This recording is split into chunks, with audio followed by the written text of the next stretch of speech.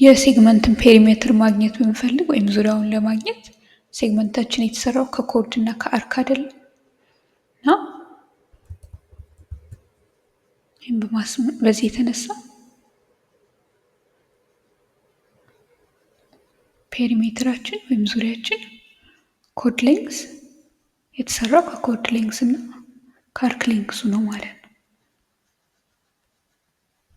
አርክ ስንል ሼድ ያደረግነውን ቦታ የከበበውን እያሰብን ነውና የዚህ የኮርድ ሌንግዛችን ኤል ነው፣ አርክ ሌንግዛችን ደግሞ ኤስ ነው እና ይሄንን ኤል ብለን ያሰራ ነው ከዚህ በፊት 2r ታይምስ ሳይን ኦፍ ቴታ ኦቨር 2 እንደሰጠን እናስታውሳለንና የአርክ ሌንግዛችን ደግሞ ቴታ ኦቨር 360 ታይምስ 2r እንደሰጠን እናስታውሳለን። ሰምሮ ለመጻፍ 60